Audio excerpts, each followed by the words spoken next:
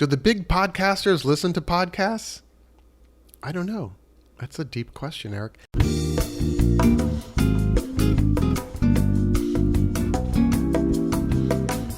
Hey, how you doing? Thanks for downloading the show. Welcome to Garden Fork Radio. I am your host, Eric. I also have a YouTube channel by the same name, Garden Fork Eclectic DIY. Today is a solo show. It's Eric and you, and I think that's a beautiful thing. A lot of times I think I need to have a guest or a co-host to make the podcast, and then I realize all you got to do, Eric, is turn on the microphone and write down 3 things you want to talk about. So I wrote down 3 things, and that became 5. So I want to talk about giving away DVDs, a little follow-up to talking with Eric from Root Simple.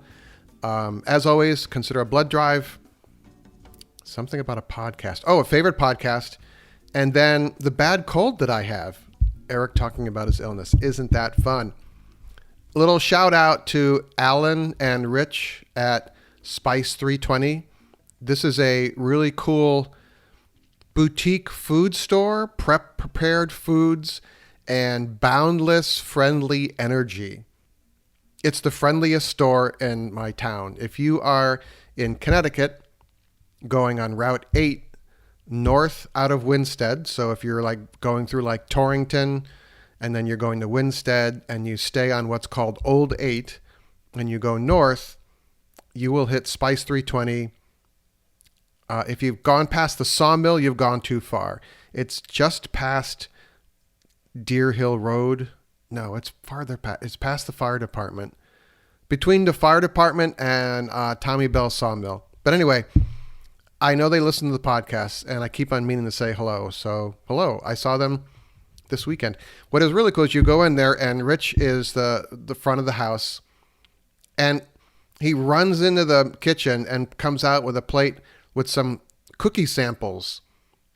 And there are always cookies with like not just one flavor, but 6, which I like. So there you go. A little thank you for that. I wanted to follow up on the talk I had with Eric at Root Simple about the Blockbuster Video free library. Oh, this all ties in. Literally, I parked the car about 10 minutes ago. I unplugged it from the charging port, and I got a parking spot right in front of my apartment. And I'm going to put this episode on the gardenfork.tv website, and I will include a picture on this post. If you want to go to gardenfork.tv, if you're listening to this really soon, it's probably on the landing page there, or click on the podcast menu there. But anyway, in the photo is my neighbor's free library, a little book library that they put up. And I see people stop there all the time, and they open it up, and the camera operator puts books in there, and people take them out. And that's really cool. So with the Blockbuster ideas, it's DVDs instead of books, right? So I was talking with a friend of mine who is actually going to start a podcast. I got to bug him about that. He is doing a purge of his apartment. It's a 1-bedroom apartment in New York. You can imagine what that's like. I think he's lived there 30 years maybe. But he said, I'm getting rid of a lot of DVDs and a DVD player. Do you know anyone that wants them? I'm like, yes, I do. So I don't know if Eric of Root Simple is listening to the podcast right now, but he might get a box soon. Or maybe I could do it. I could set up a DVD Blockbuster library on the in front of my house right here. I have a DVD player already, but I don't know if Eric does, so I'm going to check on this and see. I'm just going to ask him for his postal address and send a box there the cheapest way possible. Lower my carbon footprint that way. But anyway, yeah, it's kind of kicking me because I had a friend who probably had like 3 small milk crates of DVDs of, 80s and 90s music. And he gave it all away, and I thought, I should have copied all them, or kept them, some of them at least. But I always remember songs, but I don't remember the band. Does that happen to you? Yeah. Anyway, another thing I'm doing with Eric at Root Simple is I read the New York Times and the Guardian on my iPad. I have a paid app for both of them. I like the Guardian because it's a paper in England, in the UK, and they have a outsider view of the United States, but they have a lot of US coverage. So it's looking at another lens, which I like. But I sometimes skip a day with the news because they seem to focus on bad news, you know? And I'm like, oh, is there anything good going on out there? And I think there are. It thinks that's the 5% of things that are happening that are bad, and that gets to go big. I mean, did your kid win a basketball game? That's news. That should be on the front page of the New York Times, you know? Nicole's kid scores winning point in basketball game at the grade school gym. Anyway, I started to read the Root Simple podcast website backwards. It's a very simply laid out WordPress blog, or maybe it runs on Blogger. But if you scroll down to the first page, all the way to the bottom, there's buttons to click on the next page, and you can also click on last page, right? So I started at the last page, and let me see what the last page is. I think it's a huge number, but let me see here. He has some beautiful furniture he's worked on here. He does share his politics here. 744 pages, and there are 3 or 4 posts on every page. And on the landing page right now, the first page is this beautiful bed he made. It's amazing. It's an Art Nouveau style bed. I think it's, well, you can read it. Anyway, it'll be linked on the post on our website of this show. But anyway, I'm reading it backwards, and it's kind of fun. There is a definite viewpoint expressed here, and I don't think it's a bad one. I think it's actually positive. And it's better than a lot of stuff out there. So much of contemporary internet posts are short and clickbaity, and they don't really deliver information. I do go to Gizmodo. They have a space flight subsection that I like to read. It's under the science menu, and it's space flight. And then I just bookmark that so I can go to Gizmodo/spaceflight. Let me have some mint tea here. Space flight to read that. Rootsimple.com. Go to the bottom. Just above the footer of the website, there's page numbers, and click on 744 and start going backwards. My question for you is, how do I go back? Okay, so if I'm on page 735, the next night when I go to read, I have to click all the way back to 735. Is there a cheater way? Because when I leave that web page open with my iPad, a lot of times after a while it just closes that site down. It closes that window down. Does that sound like nuts? That might be nuts. Anyway, reading Root Simple backwards. We'll put that in the show notes. Hey, real quick, shameless plug for the Garden Fork newsletter. I just sent it out this morning.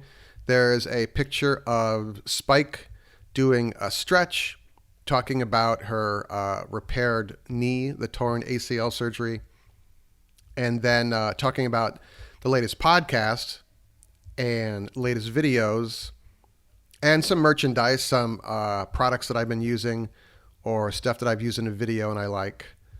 There's the latest video is actually about using the battery operated chainsaw. I've owned it for almost a year. I actually checked on when I bought it. And I like it. And I didn't want to make a video like 10 minutes after I got it. I like to keep a hold of things for a while and see if they break. And I'm really happy with the saw. So, yeah, we'll link to that. But and then I talked about my fig trees and some other, it's the world of Eric. It's kind of like a written version of the podcast, if you like that. If you want to sign up, there's a link in the show notes of the podcast here or on gardenfork.tv. Any page you land on there'll be a sign up for that. All right, that was a pretty good plug, wasn't it? All right, we're going to talk about your sinuses now, all right? A while back ago, I talked about using a sinus rinse. There's Dr. Mehta has the thing called NeilMed Sinus Rinse. I have it right in front of me here. And it actually helps. In the New York Times, I learned about this in the Times. They have a very good health section. They quote actual doctors on things. They don't just look it up on the internet and do their own research, if you know what I mean. So all natural sinus, it's basically what Rick and I talked about it. It is a saline solution that has a preservative in it. Do not just use water out of the tap because you're spraying this water into your head and your sinuses are connected to your brain.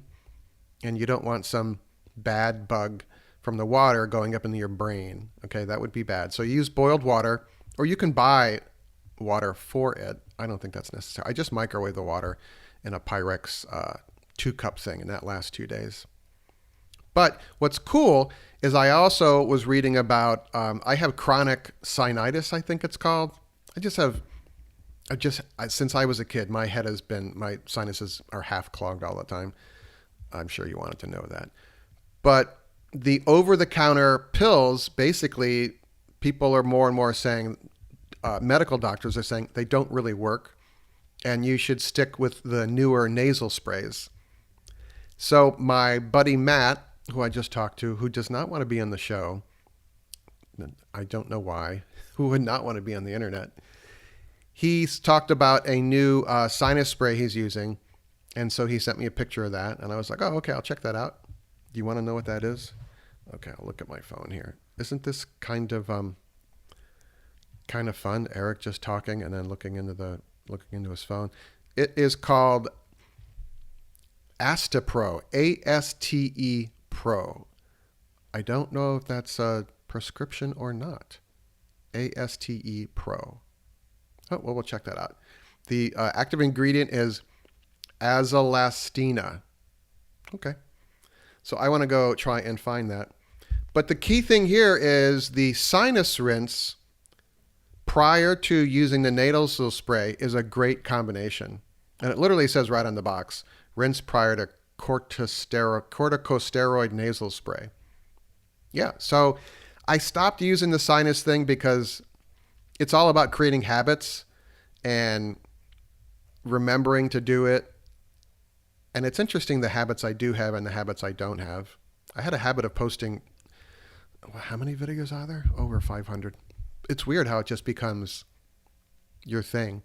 But anyway, consider that. You could use the sinus rinse and then your spray. But that segues into, I have had a bad cold. And I don't really know, there's really no name for the cold. Of course, I looked on the internet. And I don't think this year's respiratory illnesses have a particular name, but I felt like I had COVID. I started to get a headache, and then I had that runny sinus thing in the back of your throat. And the last time that happened, I had COVID. So I tested myself 3 times over a day and a half, and it was all negative. And the camera operator had a similar thing, and it lasted, the first part was like the 2 weeks was kind of rough. And then you just have this sinus drip and cough for a month. So I'm thinking that the sinus rinse might help with that. But on CNN Health, which I think is a good site, they have an article about this. And it says, yeah, some of you are going to get this, and it could last up to a month. So it's not unusual, but you might want to think about if it continues and you have like a lung issue. Like I have asthma, and I really felt it over the weekend because I was doing work in the yard. And then I was like, why am I feel like I'm out of breath or just my lungs hurt? And I forgot that I had this cold, and I forgot to take my inhaler. And the inhaler doesn't cure everything. It's not a magic go away, but it sure helps. But just something to think about there. Sinus rinse, spray. I don't know if the spray will help your cold. I know the sinus rinse definitely helps because your nose just hurts after a while, And the salt water, slightly warm, is kind of like a brainwash. Brain that's being, it feels like your head's being cleaned out a little bit, not like brainwashed, like watching too much TV, you know?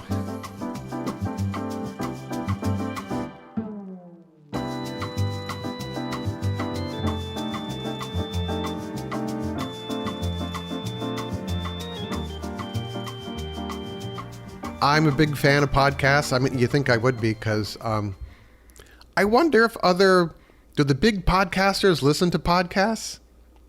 I don't know. That's a deep question, Eric.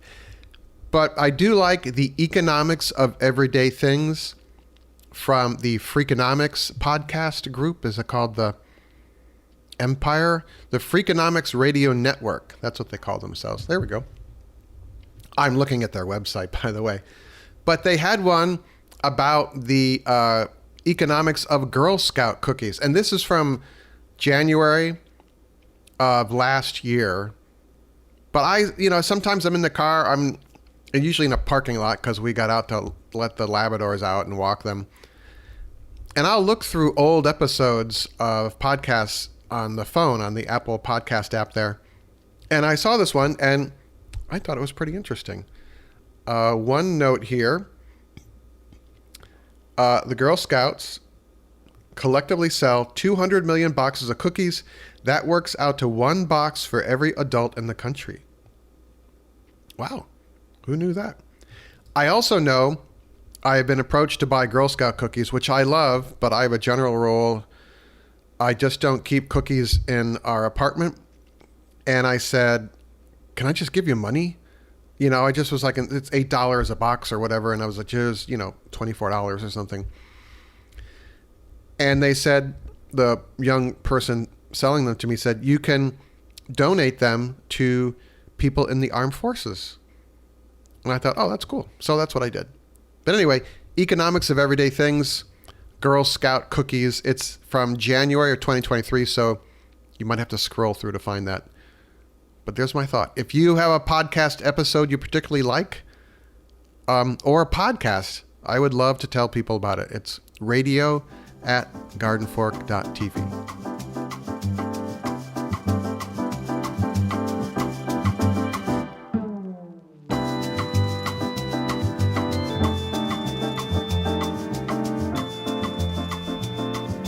I get a couple of email newsletters, like Garden Fork, like my email newsletter, but perhaps a little more news-based.